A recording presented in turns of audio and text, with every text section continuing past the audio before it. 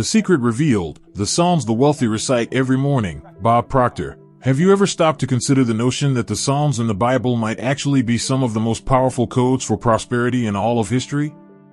That's right.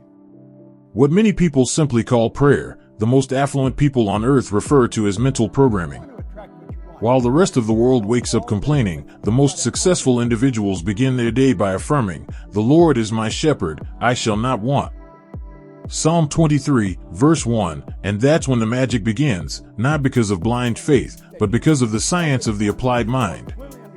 Believe it or not, this isn't religion, it is spiritual neuroscience.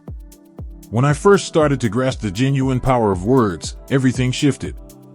I used to assume that success was solely the result of physical effort, putting in long hours, and a little bit of luck. But I was completely mistaken. Life showed me that true prosperity isn't born from the sweat itself, but from the mental state with which you approach your work.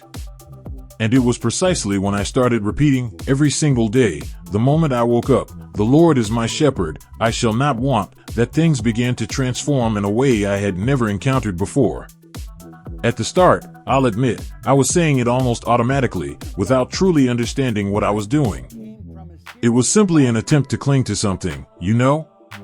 I was broke, weighed down by debt, frustrated, and felt as though the whole world had turned its back on me. But over time, those words started to take on a life of their own within me. They stopped being a distant religious verse and became a personal declaration of power, a sort of code that reprogrammed my mind daily, even before I got out of bed. I realized that I shall not want isn't about having everything right now. It's about trusting, profoundly, that what I need will appear at the correct time, because scarcity is not an external condition, it is a state of mind. I lived consumed by the fear of lack of money, lack of opportunities, lack of support. And that fear completely paralyzed me.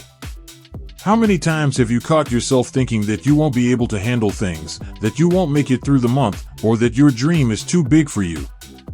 Well, I used to think that way too. Until I understood that this very thought is the true thief of prosperity. Most people believe they need to feel secure before they can begin to take action, but the truth is the reverse. It is when you act with confidence, even without guarantees, that security is created. It's like stepping onto an invisible floor and discovering it was there the entire time, simply waiting for your footfall. That's what I experienced when, despite having no experience, I decided to launch a small cleaning business. I had no capital, no connections, and I wasn't even certain it would succeed. But I had something I never wanted to lose again, the deep-seated conviction that I shall not want. And it was that conviction that gave me the courage to take the first step. In less than 1 year, that simple business, which began with fear and a bucket in my hand, was supporting me better than any job I had ever held. And it was there that I truly understood that prosperity starts within. When your mind shifts, the universe shifts with you. Science today validates what the Psalms taught thousands of years ago. Studies from the University of California show that people who cultivate internal confidence and positive visualization are 3 times more likely to make daring decisions and achieve significant results. This is no coincidence. When you believe, you vibrate at a different frequency, and that frequency attracts situations, people, and ideas that previously seemed utterly out of your reach. I experienced this firsthand. There was one specific night when everything seemed to be collapsing. I was exhausted, the bills were piled high upon the table, and the feeling of failure was overwhelming. I sat on the kitchen floor, leaned back against the wall, and remained in silence for a time, staring into space. And it was in that silence that the verse came to mind, "The Lord is my shepherd, I shall not want." I closed my eyes and repeated it. Over and over again. Not with desperation, but with faith. And something incredible occurred, a profound peace washed over me. It felt as though I had lifted a weight of approximately 220 pounds from my back. The next day, someone called me, unprompted, offering a work opportunity. Coincidence? Perhaps. But I prefer to call it synchronicity. What I want you to understand is that faith, when combined with mental conviction, is not an escape from reality, it is the force that creates a new reality. The wealthy, the prosperous, the people who accomplish great things, understand this intuitively. They don't wake up thinking about what is missing, but about what they already possess and what they can create from that. While the majority wake up asking, "Will I manage it?" they ask themselves, "How can I make this work?" It is a subtle difference, yet it is the difference that separates fear from abundance. And listen, I'm not saying you just have to repeat pleasant words and wait for everything to fall from the sky. No. I'm talking about aligning your mind to a state of trust so solid that, even when faced with hardships, you maintain the certainty that the best path will emerge. This is what "I shall not want" truly signifies, an unshakable confidence that remains even when the world screams the opposite. I've witnessed this same attitude in people I deeply admire. Consider someone like Warren Buffett. When he was young, he didn't possess billions of dollars, he wasn't famous, and he had no guarantees.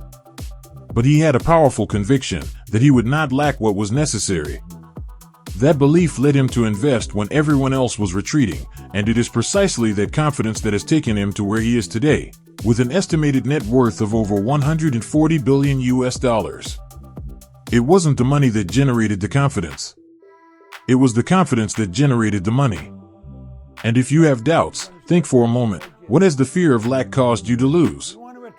How many opportunities have you let slip by because you didn't feel ready, or because you were waiting for the perfect moment? The fear of lack is one of the greatest adversaries of abundance.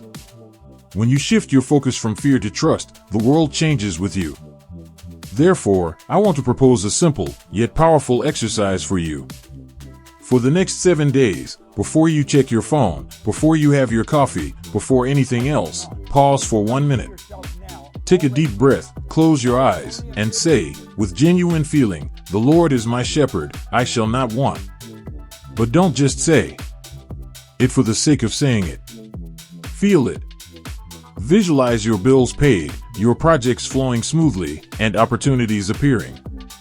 See yourself living the life you desire, and believe that it is already on its way. You will be astonished by what begins to happen. Because when you change what you say, you change what you feel. And when you change what you feel, you change what you attract. This psalm is far more than an ancient prayer, it is a mental code for prosperity. And when you internalize this code, scarcity loses its authority over you. It's as if fear stops steering your decisions and confidence takes the helm. True prosperity does not begin with the account balance, but in the state of mind of one who knows there will always be a way, even when everything appears to be falling apart. Abundance is life's response to those who believe they will not lack anything. Because, deep down, it's true, when you trust, the universe works with you. It took me many years, and many setbacks, to fully grasp what it truly means to be planted in the right ground. For a long time, I confused hard work with progress. I thought that if I exerted enough effort, things would naturally work out. But time showed me that not every effort produces fruit, especially when it's spent on barren land, without purpose. And it was when I finally understood that verse, "He shall be like a tree planted by the rivers of water," Psalm 1, verse 3, that everything became clear inside me. This sentence is not just poetry, it is a law of prosperity. A tree can endure the harshest sun, storms, and merciless winds, but if it is close to water, it remains steadfast. It grows, it flowers, it bears fruit. The same is true for human life. The problem is that most people try to thrive in dry soil, in jobs they despise, in relationships that drain their energy, in routines that kill the spirit, and then wonder why they aren't growing. The truth is you could be the strongest tree in the world, but if you're planted far from the life-giving waters, you will wither. I lived this reality firsthand. I worked at gas stations, in factories, I scrubbed floors, and I worked overtime until I was exhausted. I was proud of my effort, but deep down, I felt I was merely surviving, not living. It was like watering the desert every day, hoping for flowers to bloom. And they never did. Until one day, I realized the problem wasn't my effort, it was my soil. I was dedicating my energy to something that did not nourish my soul. That's when I discovered my purpose, helping people change the way they think about wealth and themselves. When I started teaching what I had learned about the mind, faith, and prosperity, something inside me awakened. The energy came from a different place, a natural, abundant place. I no longer needed superhuman effort. It was as if I had finally located the waters that would nourish my roots. And I asked myself, how many people today are living exactly what I went through? How many are wearing themselves out in meaningless work, believing that effort and suffering are synonyms for success? Have you noticed how some people work hard their entire lives and never prosper, while others seem to attract opportunities with ease? The difference lies in the soil. Prosperity is less about killing yourself with work and more about choosing the right ground for planting. The Bible doesn't say the tree grows quickly, it says it produces fruit in its season. Psalm 1, verse 3. This taught me a valuable lesson. Success is not an event, it's a process. Every phase has a purpose. And just as the tree first needs to establish roots before it can grow upward, we also need to find an environment that sustains us before we try to blossom. When I understood this, I stopped comparing myself to others, I stopped racing against time, and I began to cultivate my ground with patience and consistency. I distinctly remember when I started my first cleaning business. It wasn't my dream job, nor the type of thing I envisioned doing for the rest of my life. But it was the fertile soil I had in that moment. And I decided to care for it with dedication. I committed to it as if it were the garden of my life. And, to my surprise, it began to bear fruit. Prosperity started to emerge from where I least expected it. Later, when I transitioned into teaching, writing, and speaking, I realized I had only changed the kind of soil, but the root was the same: to serve, to create value, to do good. This is a universal truth. When what you do is aligned with who you are, growth becomes inevitable. Prosperity flows naturally because you don't have to force what is in harmony. Oprah Winfrey is a prime example of this. She could have settled for the poverty she was born into, but she chose to use her pain as fuel for her mission to inspire people. By connecting to her purpose, her life blossomed exponentially. She became one of the wealthiest and most influential women in the world. Not because she chased the money, but because she planted herself near the right waters. Science confirms what these spiritual principles have been teaching for ages. Gallup research shows that people who work in something aligned with their talents and passions are 6 times more engaged and 3 times more likely to achieve financial well-being. This is no coincidence, it's biology and spirituality walking hand in hand. Your body responds differently when you are in a place that makes sense to your soul. You wake up feeling lighter, more creative, and more willing. Exhaustion turns into satisfaction. But it's important to understand that, even in fertile soil, the fruit doesn't arrive overnight. You must respect the time it takes for the seed to grow. Many people give up before the harvest because they want immediate results. It's like pulling the plant out of the ground to check if it has grown roots yet. And when they don't see anything, they lose faith. I myself almost did this many times. How many opportunities did I let die due to impatience?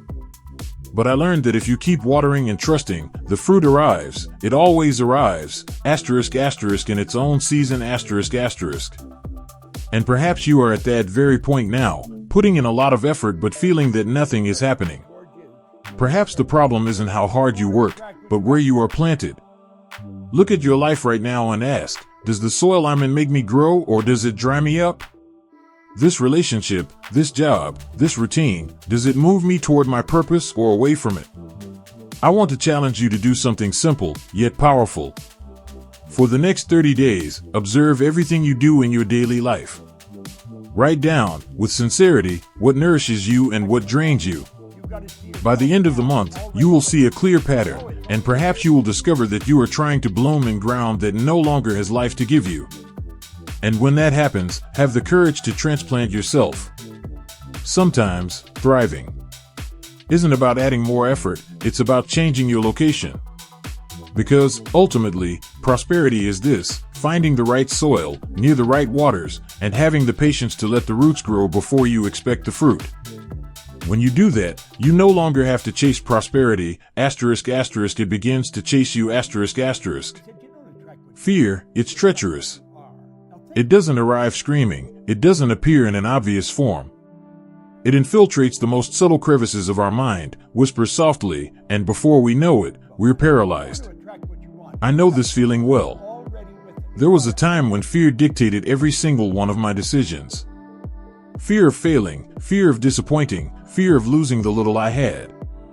I believed I was being cautious when, in reality, I was merely surviving. It was then that a simple verse, which I had heard so many times, came alive within me. The Lord is my light and my salvation. Whom shall I fear? Psalm 27, verse 1. And on that day, that question pierced me like an arrow. Whom, in fact, was I fearing? I distinctly recall the moment when fear nearly overcame me. I was working with heavy machinery and, in a lapse of attention, I suffered a severe accident with a circular saw. The cut to my thumb was deep, the physical pain unbearable, but the emotional pain was even greater. I looked at myself and thought, it's over. How will I work? How will I support myself? That fear took over me, dominating me from the inside. It was as if a darkness had extinguished all the lights of my future. And it was in that moment that I clung to those words, "The Lord is my light." Suddenly, something shifted inside me. It wasn't a magical voice or an instant miracle. It was a decision. The decision not to allow fear to be my guide. Because when the light enters, the darkness has no choice, it retreats. I realized that fear is like a shadow. It appears enormous when you look from a distance, but if you approach the light, you realize it is only the absence of clarity. And this is what happens to the majority of people. They confuse fear with protection. They think fear keeps them safe, when, in fact, it keeps them small. How many opportunities have you let pass because you thought you weren't ready yet? How many dreams have you postponed because the fear of judgment or failure spoke louder? The truth is that fear doesn't need to destroy you all at once. It only needs to paralyze you a little bit each day, just enough to stop you from acting, from trying, from growing. Research from the University of Cambridge shows that chronic fear activates areas of the brain connected to self-protection, causing you to always choose the safest path, even if that means giving up something much greater. In other words, fear convinces you to settle for less. And that is the cruelest kind of prison, the one you build yourself and call comfort. I also fell into this trap for years. I rejected proposals, delayed projects, and doubted myself. I told myself I was waiting for the right moment, but deep down, it was fear disguised as caution. Until I realized that the right moment never arrives. Fear will never completely vanish. It will always whisper. But the difference between those who move forward and those who stagnate is in those who choose to act anyway, despite it. Consider the example of J.K. Rowling. Before Harry Potter, she was an unemployed single mother, battling depression. She was rejected by 12 publishing houses, ridiculed, and discredited. But she wrote regardless. She transformed fear into fuel. Had she allowed insecurity to dominate her, the world would never have known her work, and she would never have changed her story. Her courage was not the absence of fear, it was the decision to move forward, even while trembling. And perhaps you are sitting there right now, with an idea in your head, a desire in your heart, but paralyzed. Waiting for security, approval, or a guarantee. I want to tell you something I learned the hard way. Fear does not disappear before action, it disappears because of action. You need to move for the light to come on. It's like walking down a dark hallway. The lights don't switch on all at once, they only illuminate the next step when you walk. I remember several nights when I thought about giving up. The uncertainty was so great that hope felt distant. But every time I repeated, "The Lord is my light and my salvation, whom shall I fear?" it was as if a flame reignited within me. This phrase became my shield against despair. Because when you anchor yourself in the light, fear no longer holds the same power. It still exists, but it loses its strength. And here is one thing that science confirms. When you replace the thought of fear with an affirmation of confidence, your brain literally changes its state. The areas connected to creativity and clarity are activated, and you begin to see solutions that previously seemed invisible. That is what I want you to experience. For the next 7 days, choose something that fear has been preventing you from doing. It could be a simple decision, sending a message, starting a project, asking for an opportunity. Every day, upon waking, write or say aloud, "The Lord is my light and my salvation. Whom shall I fear?" After that, take one step, even a small one, toward the thing that fear was blocking. Do this with intention, with courage. You will realize that with every step, the fear diminishes and the confidence grows. Because the truth is that courage is not the absence of fear, it is the choice to proceed even with a racing heart. And when you choose to walk in the light, fear begins to dissolve. It's as if the universe is telling you, "See? I was just waiting for you to trust." So, the next time fear tries to paralyze you, remember this: light and fear do not coexist in the same place. One of them will always prevail, and it is up to you to decide which one will illuminate your path.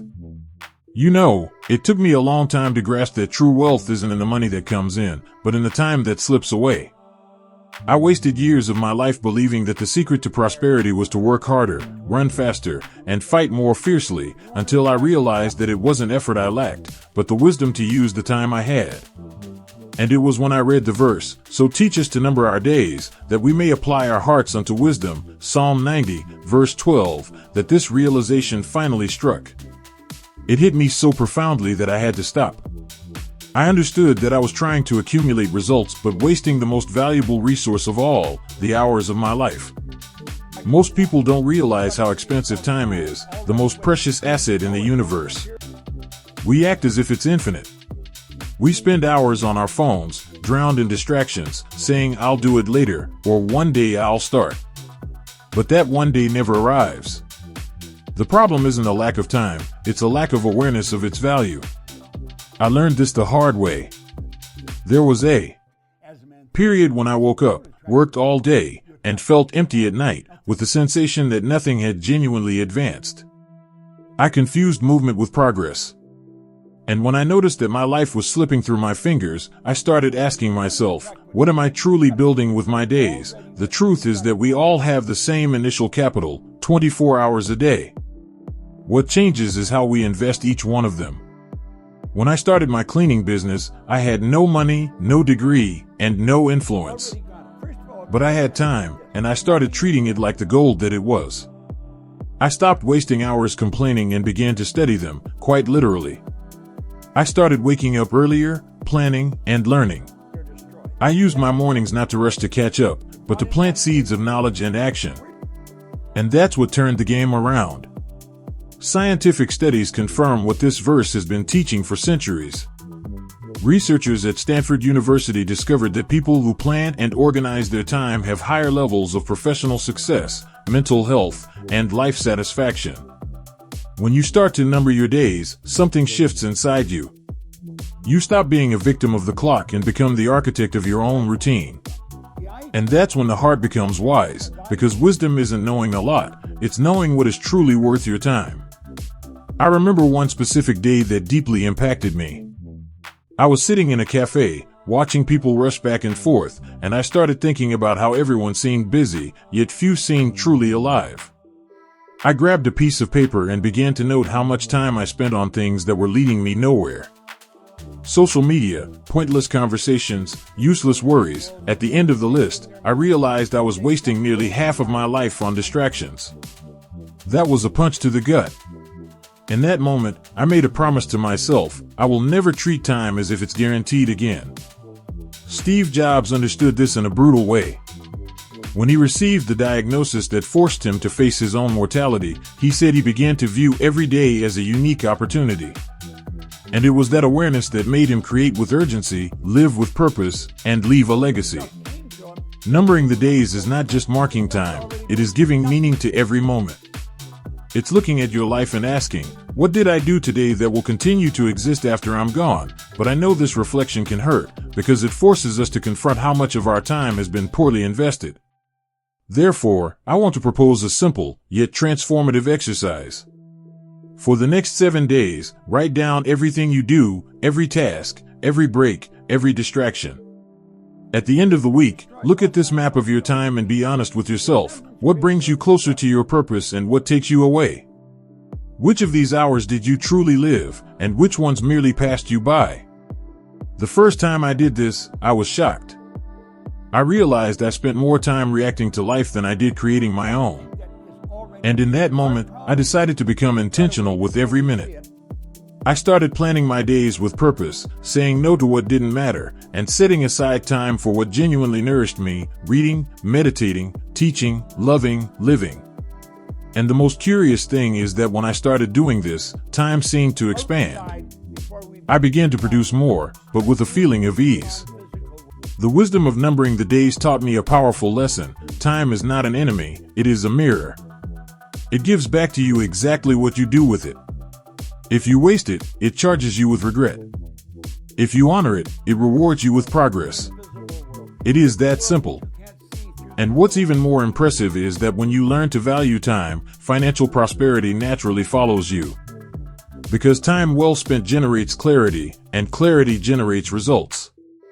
So, if I could leave you with one truth today, it would be this: prosperity does not begin when you earn more money, it begins when you gain more awareness. When you choose to use your days wisely, every hour becomes a seed. And what you plant with purpose inevitably blossoms. Therefore, don't wait to have more time to live better. Live better with the time you already possess. Because when you learn to number your days, every dawn ceases to be routine and becomes a miracle, a new chance to prosper in every area of your life. You know, after everything I've experienced, after years of studying human behavior, the mind, and the spiritual principles of affluence, I've come to a conclusion that may be the greatest secret of all. True wealth is emotional before it is material.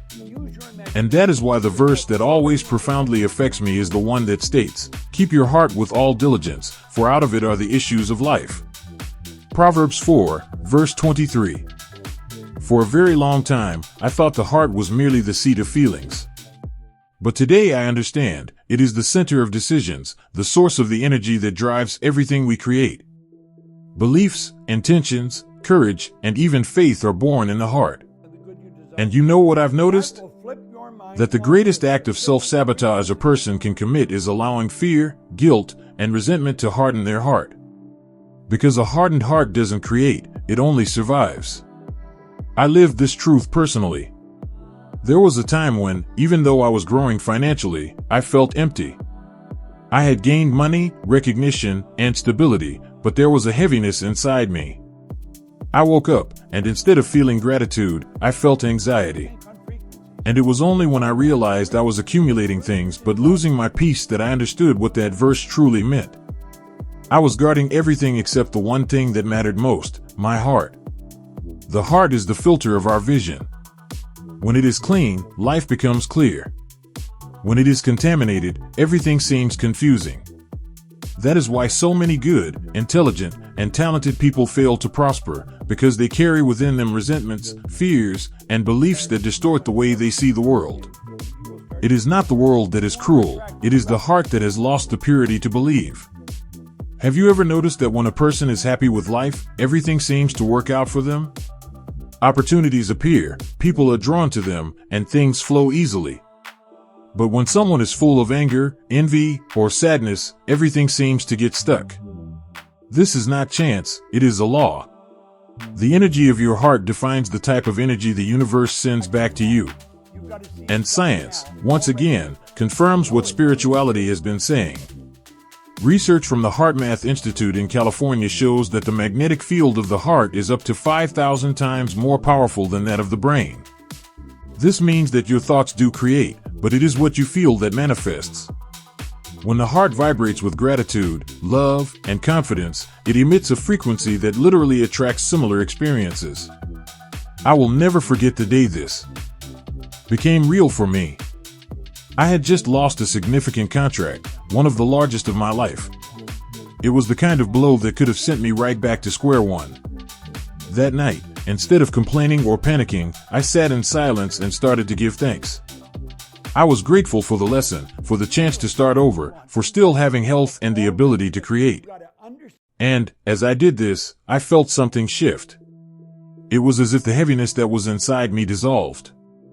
The next day, without expecting it, I received a call with a new proposal, even better than the one I had lost. And in that instant, I understood, when you guard your heart in peace, the universe guards your path in prosperity. But guarding your heart is not protecting yourself from the world, it is opening up with wisdom. It means forgiving those who hurt you so you don't carry the poison. It means believing again, even after you've failed.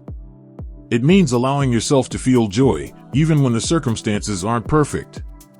Because abundance is not born in the absence of problems, it is born in the presence of peace. Perhaps you are hearing this now with a tired, bruised heart, doubting even yourself. But I want to tell you one thing, there is still life in there. There is still a source of strength that can be renewed. And when you learn to protect what you feel, what you think, and what you say, you will notice that everything around you begins to flourish again. So, in the coming days, care for your heart as you would care for a sacred garden. Nourish yourself with good words, surround yourself with people who inspire you, and choose to believe that the best is yet to come. Because it is. And when your heart is at peace, everything you seek will start to seek you, too. Now, if this video resonated with you, if it sparked a flicker, a reflection, a new hope, then don't stop here.